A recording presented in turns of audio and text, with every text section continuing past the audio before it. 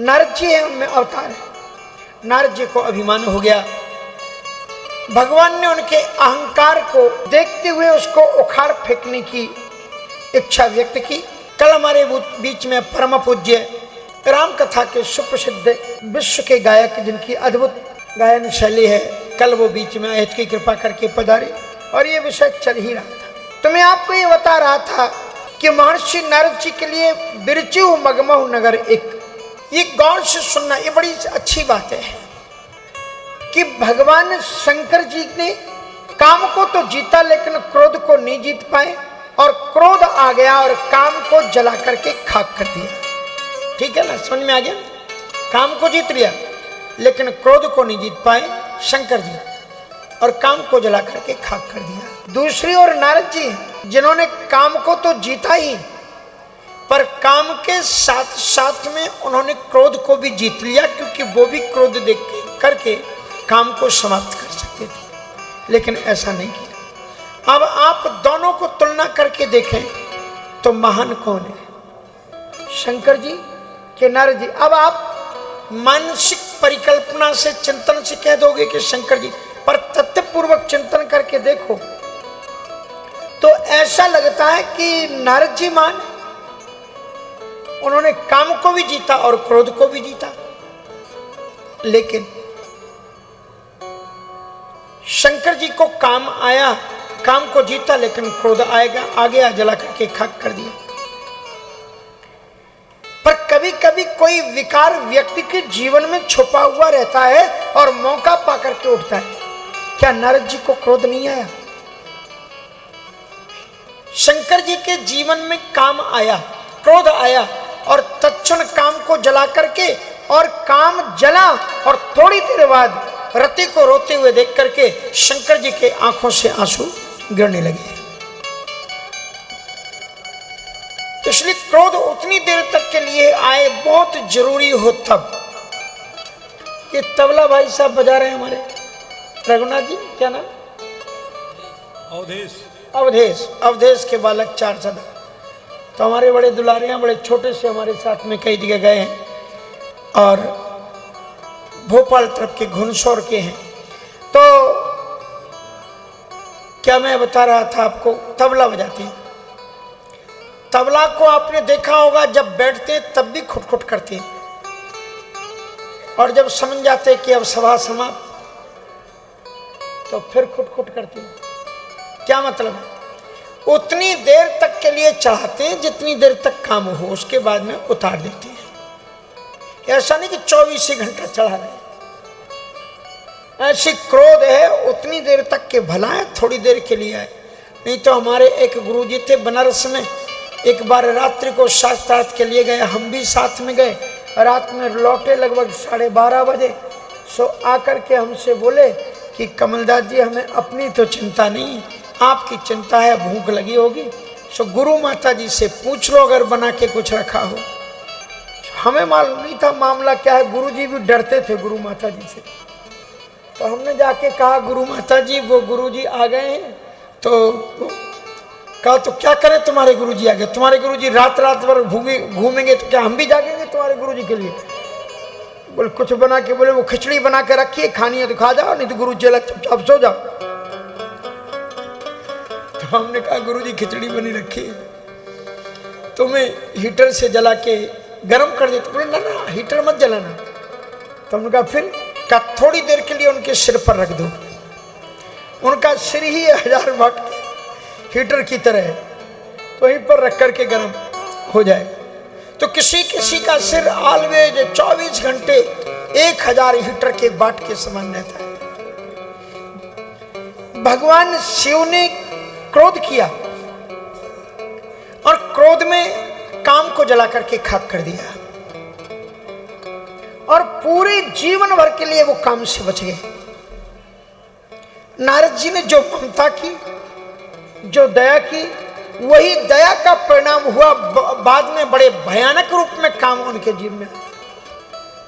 इसलिए जीवन में किस समय पर कौन सा डिसीजन लेना है, that is very important subject.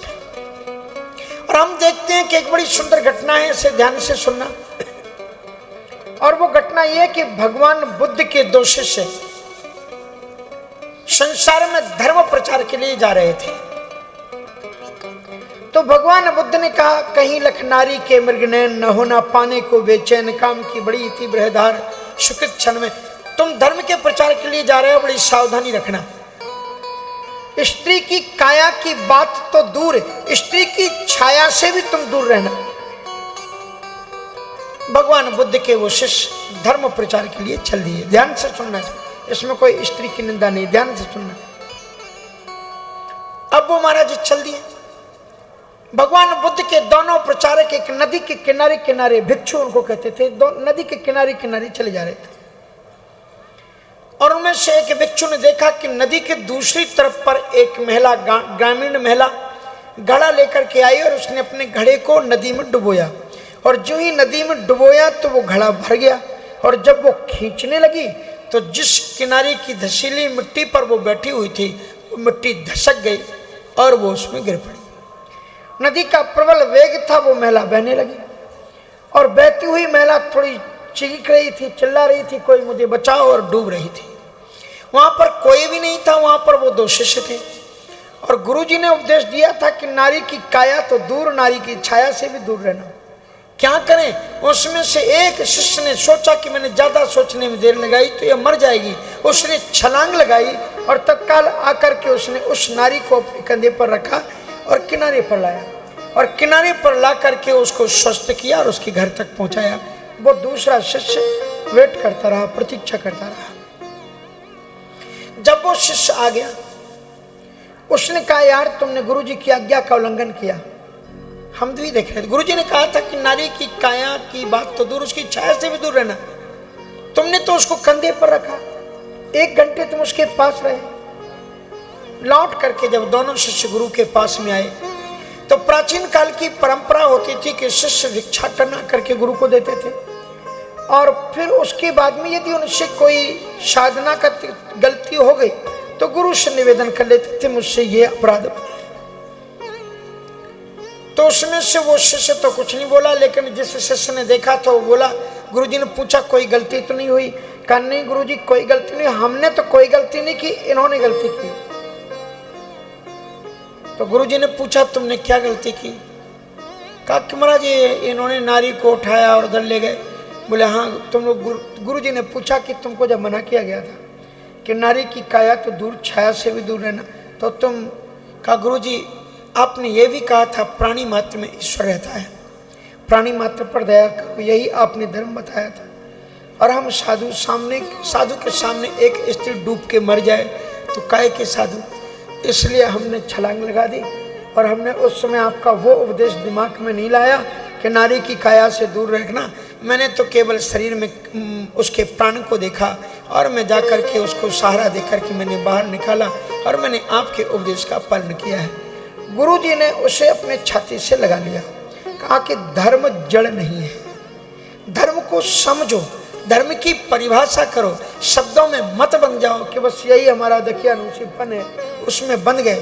कहा कि ये तो, अब ध्यान से सुनना, इन्होंने तो नारी को उठाया, 1 घंटे तक ही नारी को ये अपने सिर पर निकाल करके बाहर लाए, घर पहुंचाया। लेकिन तुम्हारे सिर पर वो नारी तब से लेकर के आज तक सिर पर चढ़ी हुई है, अभी तक तुम्हें वो नारी ही दिखाई पड़ रही। इसलिए पाप इन्होंने नहीं किया है, पाप तुमने किया है। इन्होंने प्राणी के रूप में देखा और तुमने उसे एक नारी के रूप में देखा, ये तुम्हारी दृष्टि है। इसलिए उपदेश गुरु का होता है, लेकिन उपदेश की मीमांसा चिंतक व्यक्ति के अपने चिंतन पर निर्भर करती है। इसको जड़ मत बनाओ। हमने धर्म को जब से जड़ बना दिया है तब से जड़ हमारा धर्म भी एक विविधिका से गुजर रहा है। भगवान शिव ने तत्काल क्रोध करके काम को जलाया और सदा सदा के लिए काम से बच गए। भगवान नारद जी ने तत्काल में काम पर दया की और वही काम सारी जिंदगी भर के लिए उन्हें हंसी का बंदर बना करके चला गया। इसलिए आपको डिसीजन लेना है कि आप निर्णय क्या करते। भगवान नारायण ने एक ऐसी विचित्र लीला की नारद जी के लिए, कहते हैं, और अंकरे गर्भतर भारी बेग में डारे हों पारी, क्योंकि प्रण हमारे सेवक हितकारी। बिरचू मगमऊ नगर, एक विशाल नगर की उन्होंने रचना की। श्रीनिवास पुरते अधिक शोभा विविध प्रकार, और वो जो नगर बनाया उसका नाम है श्रीनगर। ये आप यहाँ पर आई हुई हैं माताएं बहनें उस तरफ की, तो जब आप ऋषिकेश से ऊपर बढ़ोगे, श्रीनगर में हमने 2-3 बार कथाएं की, हमारे साथ में दीनदयाल जी भी रहे हैं, तो वहाँ श्रीनगर बहुत सुंदर, बहुत पवित्र स्थली है। गंगा जी और कोई संगम भी है क्या वहाँ पर? कोई संगम है? किन किन नदी का? जोर से सुन के बताना।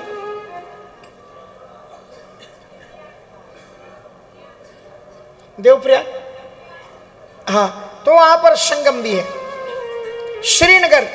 और वहां पर महर्षि नारद जी ने देखा कि बसे तहां सुंदर नर नारी, जन बहुरति मनसिज तनधारी।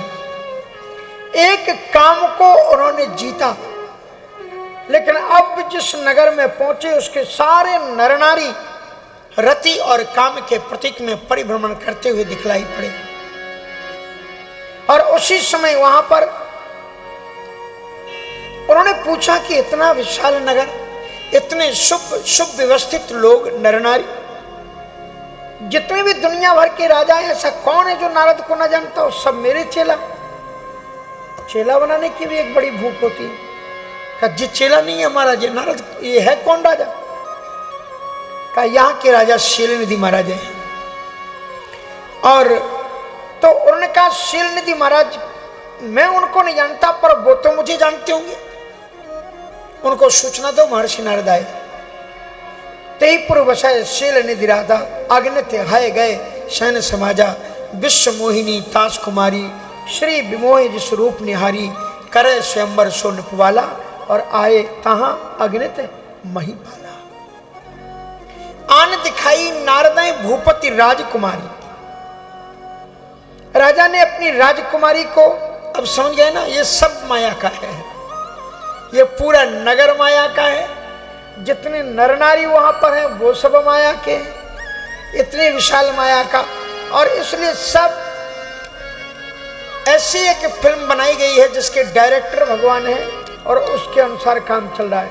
राजा साहब सामने आए, प्रणाम किया, महाराज महलों में पधारो, और आन दिखाई भूपतें, कहा ये मेरी बेटी है। और अद्भुत रूप और सौंदर्य की प्रतिमान थी उनकी लाडली बिटिया विश्व मोहिनी। नाम यथा नाम तथा गुण, जो विश्व को अपने रूप सौंदर्य से व्यामोहित कर ले उसका नाम विश्व मोहिनी। विष्णु और माया भगवती यया सम्मोहितम जगत, जिसने संपूर्ण जगत को व्यामोहित कर रखा है, वही विश्व मोहिनी के रूप में वहां पर है। राजा ने कहा कि महाराज मैं आपके चरणों में प्रणिपात करता हूं, हमारी इस बेटी के भाग्य को बताने की कृपा करें। अब देखिए, संत के पास में कभी जाओ तो 5 चीजें संत के पास में मिलती हैं। क्या क्या मिलता है? पहले दिन दूसरे दिन बता चुके हैं। मति कीरति गति भूति भलाई, जो जही जतन जहां जही पाई, सो जानव सतसंग प्रभाऊ, लोकहु वेद न आने उपाऊ। 5 चीजें, मति कीरति गति। नारद जी के पास में ये 5 चीजें थी। नारद जी की मति ऐसी है कि कभी पढ़ना हो तो महाभारत में देखना।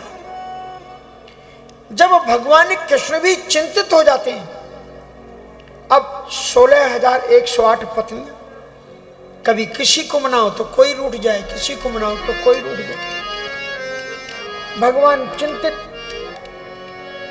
अब एक बार अक्रूर कृतवर्मा और दूसरी तरफ उद्धव बलराम, उद्धव जी बलराम, अब दो मत हो गए उनके राजनीति में।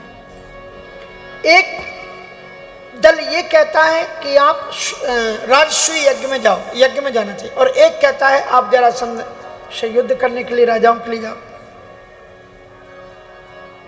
अब इसकी बात मानो, घरों में ऐसा आता है ना कि 4 बहुएं, एक की बात मानो तो दूसरा मुंह फुला के बैठ जाए, और दूसरी की बात मानो तो दूसरी मुंह फुला के बैठ जाए। नारद जी महाराज आए, भगवान गोविंद को उदास देखा, गोविंद ने कहा यदि घर के अंदर में ऐसी स्थिति हो जाए तो क्या करना चाहिए? तो नारद जी भगवान कृष्ण को भी रास्ता बताते हैं। कहते हैं सरकार इसका उपाय यह है कि मौन हो जाना चाहिए, और जब आप मौन हो जाओगे तो ये लोग अपने आप समाधान निकाल लेंगे और आपका काम बन जाएगा। तो नारद जी के पास में ऐसी मति है जो दैत्यों को भी अच्छे मार्ग पर लाती है और जरूरत पड़ने पर भगवान के भी काम आती है। नारद जी भगवान के मन है, लेकिन आप देखो यहां पर उनकी मति चली गई। मति मनी बुद्धि। नारद जी जैसा ज्योतिषी आज तक दुनिया में हुआ नहीं है। नारद जी ने राम जी का भविष्य देखा, कृष्ण जी का भविष्य देखा, राधा जी का देखा, सीता जी का देखा, रुक्मणी का देखा, पार्वती का देखा।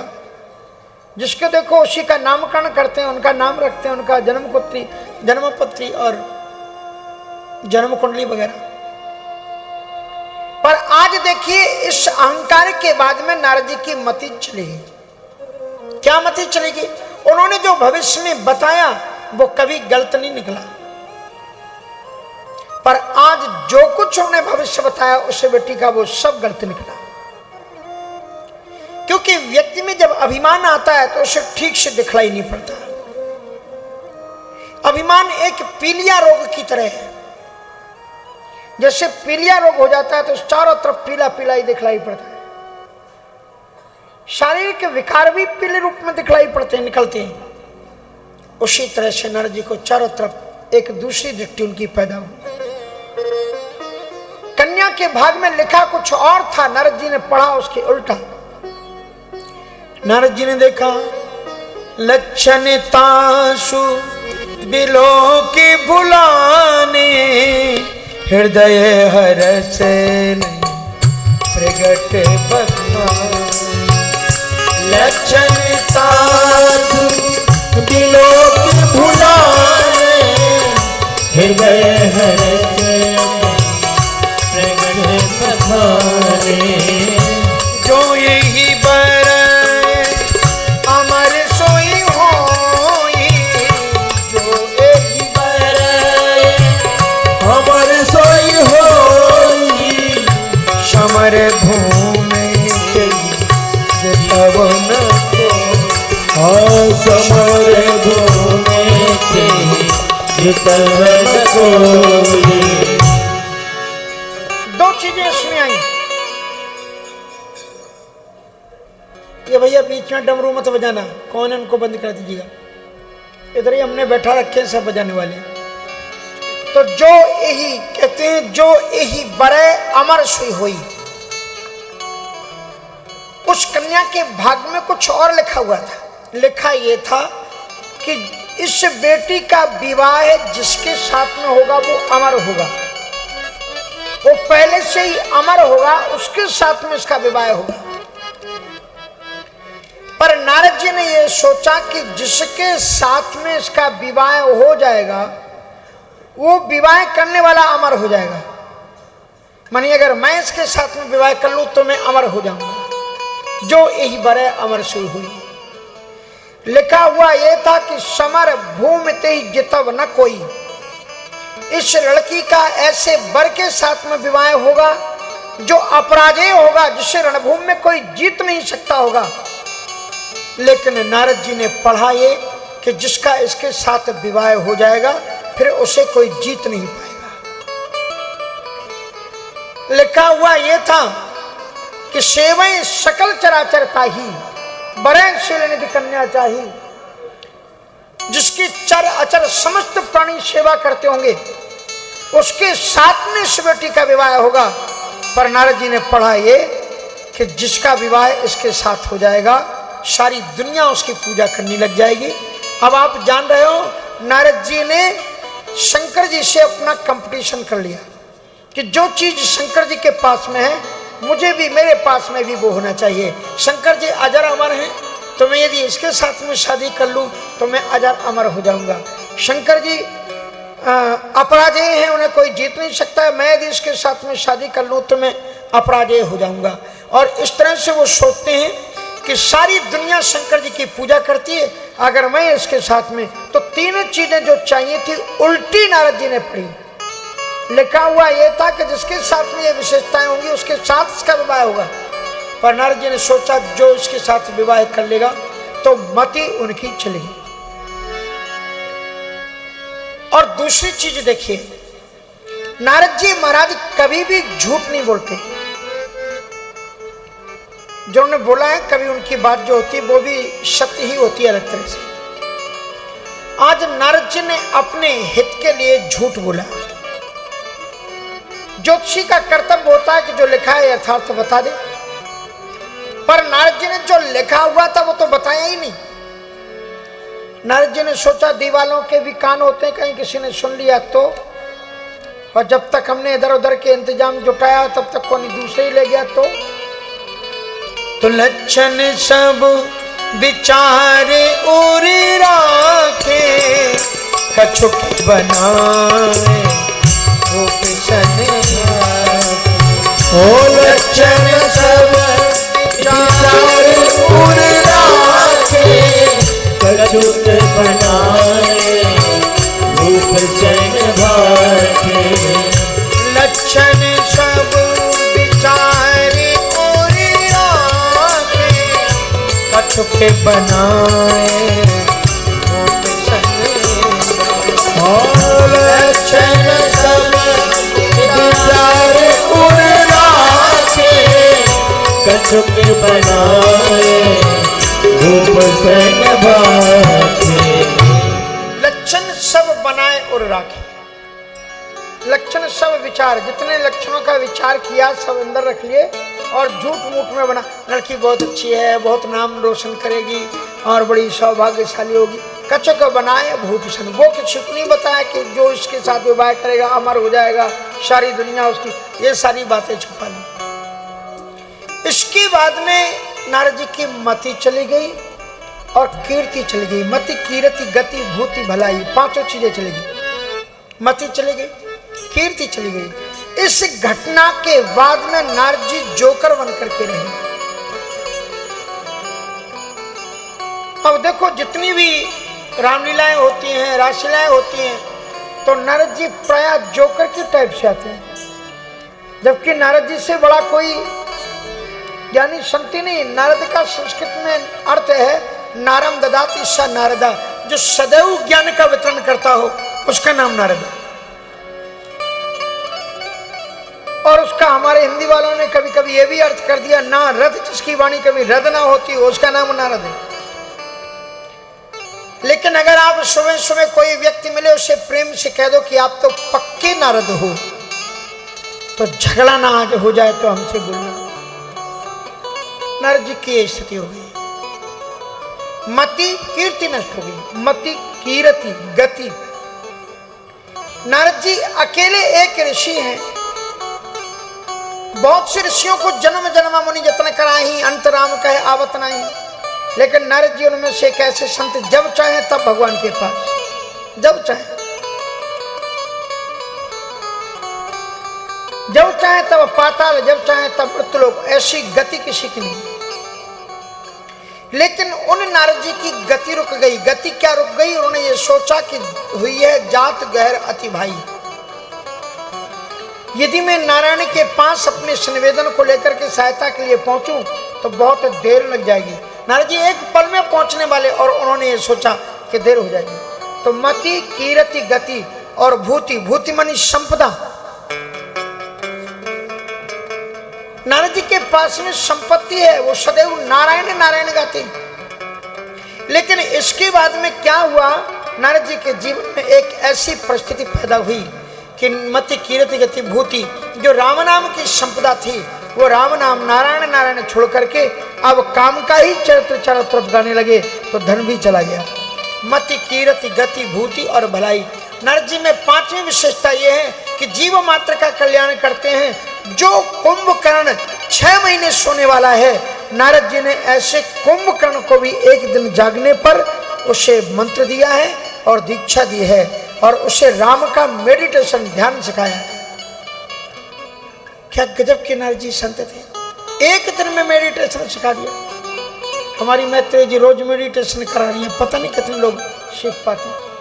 नारद जी के बारे में कुंभकर्ण ने कहा, रावण से जब रावण जगाने आया ना और कहा कि मैं सीता ग्रहण कर लाया, तो कुंभकर्ण ने बड़ा डांटा। कहा नारद मुनि मोहि ज्ञान जो कहा, कहते हूं तो ये समय गिरवा। और राम रूप गण सुमिरत मगन भय क्षण एक, मगन हो गया। ऐसा मेडिटेशन सीखा। लेकिन वो नारद जी भगवान के ध्यान से निकल आए और अब कन्या के ध्यान में मगन। जो जगत का कल्याण करते हैं, जो राक्षसों को देवता बनाते हैं, उनको इतना क्रोध आया कि शंकर जी के 2 देवताओं को उन्होंने राक्षस बना दिया। सब चीज चली गई, मति कीरति गति भूति बना। अहंकार आते से ही कितना भी स्वर्ण का पात्र हो, उसमें अमृत रखा हो, लेकिन उसमें एक छेद हो जाता है तो सारा अमृत तत्व उसका बह जाता है। ऐसी कितनी ऊंची साधना हो, लेकिन इस जीवन के पात्र में यदि अभिमान का थोड़ा सा छेद हो जाए तो सारी साधना तुम्हारी गई। इसलिए नारद जी महाराज ने सोचा, आओ देखो, एक कभी कभी चिंता ना था, ये संत लोग जो दिन रात भजन कर रहे हैं, भगवान के लिए ही वचन कर रहे हैं, भगवान का नाम का तिलक लगाया, अगर इनसे इन्होंने जीवन भर तपस्या की, उपासना की, भगवान का भजन किया, यदि इनसे कोई एक गलती गई तो सब स्वाहा, भजन भजन सब खत्म। बोले ऐसा नहीं होता है, भजन उनका कभी खत्म नहीं होता और भजन का फल कभी जा नहीं सकता है, वो मिलता है। नारद जी को किस रूप में मिला? अगर सांसारिक व्यक्ति होते, नारद जी ने सोचा कि यही अवसर चाहिए, परम शोभा रूप विशाल, जही बिलोक रीझै कुंवरी और तब मिले जय। अब मुझे सुंदर होना चाहिए, और सुंदर होने के लिए वो कोई ब्यूटी पार्लर नहीं गए। अगर सांसारिक लोग होता तो कहते कि भैया हमारे यहाँ दिल्ली से हमारे गुप्ता जी कितनी सेवा में लगे हुए, पूरा अपनी दुकान सब छोड़ करके यहाँ सेवा में परिकर समेत लगे हुए सब लोग। इनके यहाँ पर एक दिल्ली में एक प्रेम स्टूडियो रहा, क्यों जी सुना है ना? हाँ, फेमस। उसमें लिखा हुआ था कि जिससे बेटी की विवाह ना होता हो वो यहाँ फोटो खिंचाए। और उसके लिए अलग अलग 3 मंजिल में फोटो स्टूडियो, और विवाह हेतु बच्चियों के फोटो यहाँ उस तरफ लगा हुआ, उधर जाओ। नेताओं के फोटो यहाँ, छोटे बच्चों के फोटो का एक अलग था सिस्टम, उसके खिलौने और उनको कैसे कैसे हंसाना है, वो सब उनके पास में चीजें मिलाए कि कैसे ऐसे बॉबी बॉल की तरह एकदम बच्चे फोटो खिंचा के। और संतों का अलग, हाँ, वहाँ का एक खिंचा हुआ फोटो। कोई नहीं माने हमारे भगत जी, भक्तों की भी तो लीला बड़ी न्यारी होती, ले ही गए बैठा करके। हमने कहा होगा, हमने ऐसा फोटो स्टूडियो होता है। सन 95-93 की बात है, अभी नहीं गए। अब तो फोटो के लिए कहीं जाने की जरूरत ही नहीं। 5-5 वर्ष के बच्चे, 3-3 वर्ष के बच्चे मोबाइल लेकर के कहते हैं महाराज जी सीधे खड़े हो जाओ। 3 वर्ष के 5 वर्ष के बच्चे स्वामी जी को सीधा खड़ा करते हैं, सीधे खड़े हो जाओ।